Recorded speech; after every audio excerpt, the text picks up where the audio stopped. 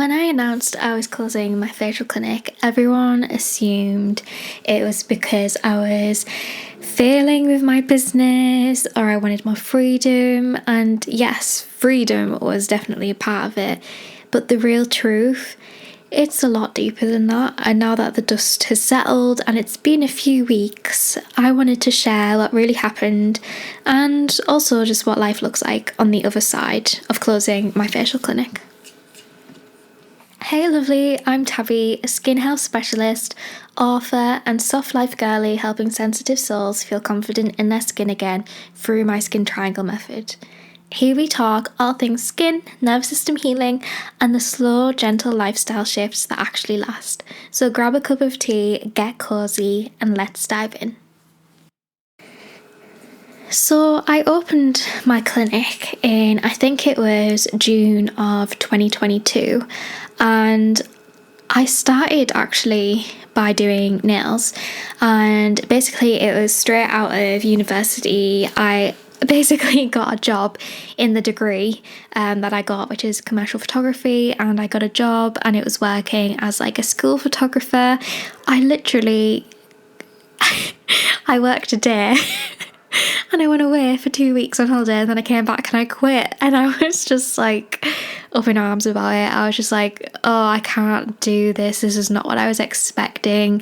And I think I knew it was coming for a while because for the last year of my degree, I had considered that wasn't really the avenue that I wanted to take with my life. That wasn't the career that I wanted to pursue anymore. It was during COVID. I had a lot of personal change and I knew that photography wasn't really the direction that I wanted to go anymore.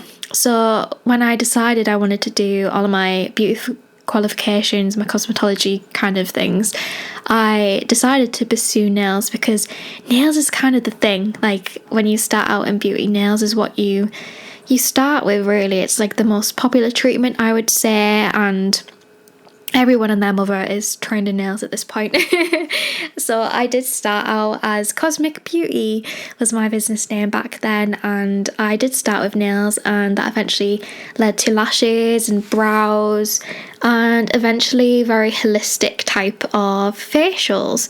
And when I started doing facials, I started getting a lot of clients with chronic skin conditions like acne and rosacea and all these types of things. And I was starting to get a lot of questions from clients about how to actually take care of their skin and what to do about things. And I hadn't a clue. I did not have any ideas. It's not something that they really cover in the training. The facial kind of training is kind of very simplistic. It's like, here's how to apply these skincare products, this is the anatomy of the face. It's very surface level, and when I was starting to get questions from clients, I wanted to be able to answer them. I didn't feel like it was good enough that I didn't have the answers. So I decided to pursue further qualifications and eventually trained with the Skin Nutrition Institute and Star Kachara, who is my fave. I love her to death. And I am now a qualified beauty medicine practitioner, and I've got a whole load of qualifications under my belt, which I'm so forever grateful for. And yeah, my love for facials kind of grew from there because I had all of this new expertise and I could help people. But what quickly happened from that point is that because I had all of this new knowledge, all of this new expertise, I didn't feel like it was good enough that the main way I helped people was through applying things to their skin, because I discovered through this new education that skin is so much deeper, so much more than just topical, and that is what made me make my skin triangle method, which is now my beloved trademark. But yeah, it just felt like facials were kind of stunting how I could help people. And that became a really frustrating kind of hindrance because I want to help people, and doing facials just didn't seem like it was enough anymore. Because obviously when people come to you for facials, like, that has a place, that definitely has a place. It helps with nervous system regulation, it's very relaxing, and obviously you do get amazing topical results. But there is massive parts that aren't there, such as actually teaching clients and educating clients how to actually look after their skin thoroughly at home, and giving that advice, that expertise, in a way where they feel confident in their ability to help themselves. I don't want people to have to rely on me to look after their skin for them. Like, I want people to feel confident. I have my whole history with acne, and that was really insufferable and frustrating, and I wanted nothing more than to just have someone to teach me how to help myself.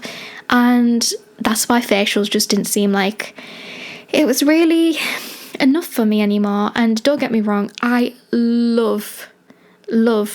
absolutely loved my clinic, especially at the start when I was doing facials to begin with, but it just wasn't aligned anymore, and that is the sad truth of it. It started to become an energy drain, like scheduling pressure, and it started to have a lot of physical symptoms for me, lots of stress, lots of dysregulated feelings, basically, because it just didn't feel aligned, and I was struggling to feel kind of like I was helping people, because it felt like there was only so much that I could do, and that was incredibly frustrating for me when I had so much more to give and to offer people.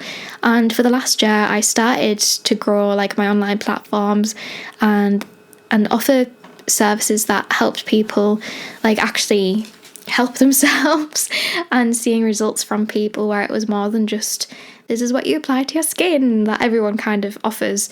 Like, it just went so much more than that. And because I was seeing the payoff for those clients that were following my in-depth expertise, it just felt like, wow, there's so much more that I can offer people, offer the world than facials, that it felt like I just had to kind of just give that chapter up for me. And it took a lot to kind of make that decision, because obviously going from the stability of having regular clients and helping people, and also just as a business, to kind of, in a way, starting from fresh in a lot of ways, because selling digital things and versus like in-person experiences is a very different kind of kettle of fish. But I decided I just had to take the leap because it was the most aligned thing for me, and I needed it personally for my mental health and kind of the energy that I was giving out, because I wanted it to be more purposeful, in a way that would actually benefit people. And it kind of came as a little bit of a surprise, because I was just about to sign on with a new skincare brand, which, if you are like an esthetician or anything, you'll know it's not a light decision when you find an aligned skincare brand, because you have to pay like thousands of pounds to sign on with brands. And I was just about to do that. And that's kind of when I had the realization that, wow, okay, this isn't what I want to offer people anymore. I can do so much more for people. And I realized that I had to kind of take the jump to be able to do that, because I basically just needed to give myself the permission to be able to do that, because how much longer was I going to wait, and how much more frustrated was I going to be, and how much more burnt out was I going to be, because I was juggling too many things.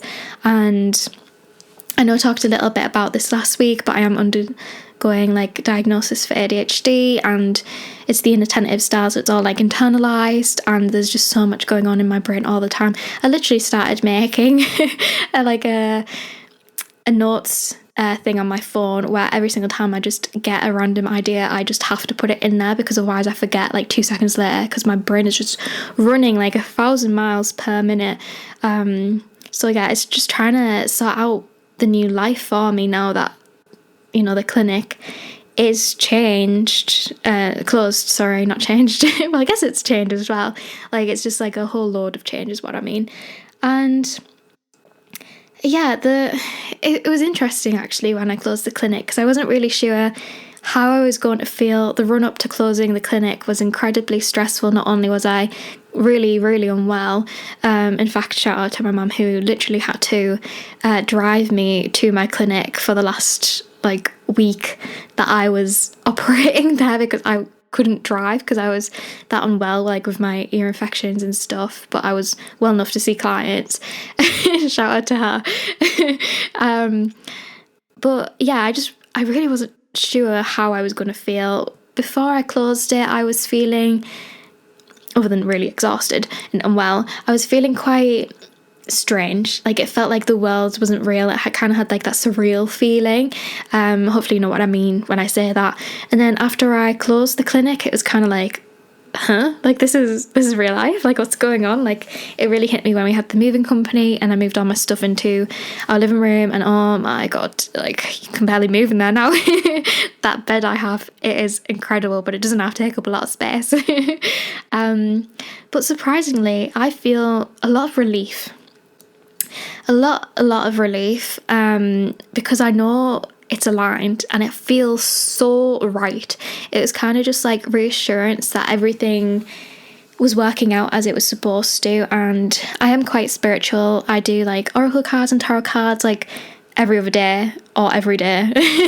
Like, yeah. And every single message that I was getting was just confirmation. So it definitely helped when I was making that decision and following through with that, to know that I was doing the right thing for myself, for the people that I'm now able to serve in a much more in-depth capacity, and have the energy to actually show up for people a lot better. And also, ironically, now I get to create so much more free content for people that will naturally help so many more people than what I was doing before, and that feels incredible to be able to give back to people in that way. So it's definitely been very strange, and it also came with a lot of unexpected grief as well, which I wasn't really expecting. But I've been thinking so much about like the last 3 to 4 years and when I started my clinic, and just how far I've came, and also just like it's closing a chapter, and that has came with so much grief, and just like it's really strange actually. Like I don't quite understand it myself, but it has came with like a lot of emotions, and a lot of burnout as well, because for the last 3-4 years I've been grinding my ass off. I'm not gonna lie, I've worked all hours of the day every single day for the last 3 to 4 years, and it has not been healthy. Like, I've always really struggled with business boundaries, with being self-employed, and kind of giving myself the rest and space to be able to kind of switch off just my brain. And obviously you just wear so many hats, like marketing, like photography, be actually like replying to people and staying like in the know of what's going on in the industry, and content creation, and obviously the in-clinic work as well, and giving people plans to follow. And it's just been a lot. It's been a lot. And I feel like as soon as I took a step back, it's like all of the I don't know, like the dysregulation from the last 3 to 4 years just kind of came and toppled over me. And it was like, now you can deal with this, Tabby. You couldn't deal with it before because you were constantly just in survival on that like hustle mode. And now I'm just like so exhausted and burnt out. And it's been like 3 weeks since I closed up around then, and I'm slowly kind of trickling out of that. Obviously dealing with ear infections and stuff like that, that lasted like 2.5 weeks. It was a lot.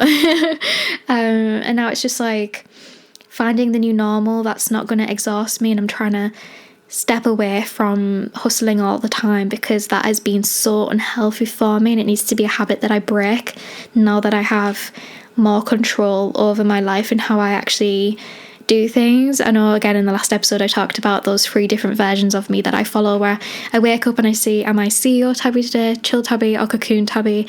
Like, which version of myself am I gonna be today, to see what work I should be doing, or if I should be taking a day off. Because obviously when you are self-employed, you have so much freedom to kind of change your life in that way. Like, I work 7 days a week a lot of the time. That is not a good thing. Do not promote that at all.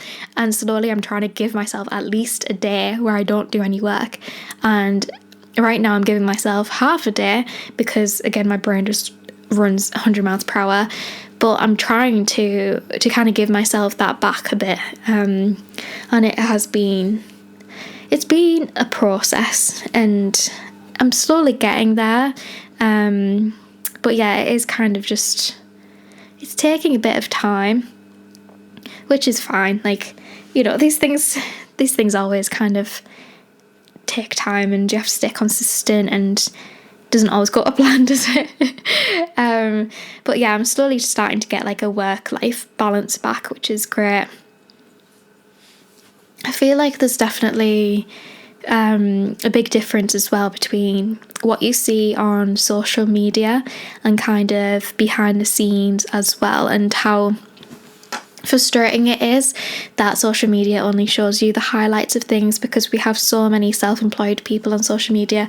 And I see this a lot as like a skin specialist and following, you know, hundreds of other people in the industry and seeing their journeys. And I think self-employment is kind of, what's the word? It's like shown in such a positive light that we always don't see the other side of it and the reality of how difficult it is.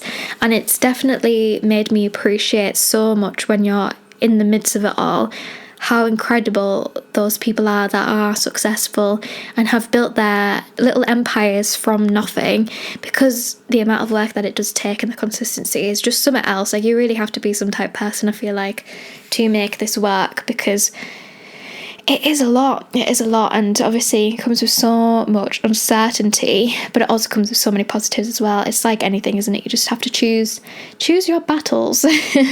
But it isn't always like the picture perfect Instagram version that we always see online. But yeah, I've definitely learned quite a few things from closing my clinic, and from the last 3 to 4 years from working as like a facialist. And I think one of the biggest things is just that alignment isn't just about loving what you do, it's about how it feels in your body and your life. Because obviously, like I said, like as soon as I started doing facials, I was like, yes, this is it. I was like, yeah, I struggled with my skin, now I get to help other people with their skin. And it felt aligned. But because it wasn't working necessarily for me and for what I actually want to do in my life, that alignment wasn't quite aligned as I thought it was. And if I kind of listened to my body a bit more, maybe I would have reflected on this sooner and made changes sooner and started feeling better and happier in myself sooner. Because I don't know what health complications this burnout has given me in the last few years. I've had quite a few different health things going on. So perhaps if I did learn to listen to my body a little bit better sooner, then maybe I would have, I don't know, dealt with things a little bit better and being a little bit happier. But yeah, it's kind of interesting to be on the other side of that and kind of being reflective on that. And sometimes the right decision still feels uncomfortable in the moment after you've made kind of that sacrifice and that decision of like me leaving the clinic. Like sometimes it can feel uncomfortable, and I still have moments like weeks later where I'm just like, oh my god, what am I doing? Like, am I blowing up my life? Because that was such a big concern from me. Like, is this really an aligned next step, or am I just like bored? And I was actually talking to another skin expert about this a few weeks ago when I actually announced that I was closing my skin clinic. She messaged me and she's just like, how did you know? How did you know that it was the right time? And I said to her, I was like, I didn't. I really didn't know it was the right time. Like, I was so concerned that I was just blowing up my life, but I just had to trust myself that if I did do that and it was just me blowing up my life because I was bored, then I would deal with the fallout and I would deal with it. Because what's the worst case scenario? I just open up my skin clinic again, like in a few months. Like, it's not a big deal, because like, yeah, it's just life, isn't it? Like, things change and flow, and you just got to be able to catch yourself if you fall and trust that you can deal with anything that life throws at you. And that's definitely been like one of my biggest things that I've learned as a self-employed woman, like just being able to back yourself all the way. Because I mean, personally, I get like loads of hate comments and like people being so complicated online, because when you have a social media presence, naturally that's going to come with it, which should not be the case. But especially on like Facebook, like I get some horrible comments on Facebook, but you really just learn to take it on chin. And I remember when I first started, I would cry. Like, I would cry over these things, and now I'm just like, That's so funny that they said that. They don't know what they're on about. And then I just move on with my day. And I think it is just like exposure. Exposure, trusting yourself, learning to deal with things, and kind of loving yourself enough that you know that you can deal with anything and that you're going to be okay, and that you have to trust yourself to deal with things, even if they are uncomfortable, even if you are letting go of something that's good to make some space for something that's even better and greater. Like, you really do just have to kind of just like take a step back and realise that things are working out for the best in all capacities, because you're advancing in your life, and that is always a good thing. So I've waffled on a lot here, but I want to take a second and I want to invite you to reflect on where in your life are you holding on to something because you think you should, even if it's no longer lighting you up. I want you to reflect on that, and I want you to really understand that when you pivot, it's not you failing. It is simply evolution.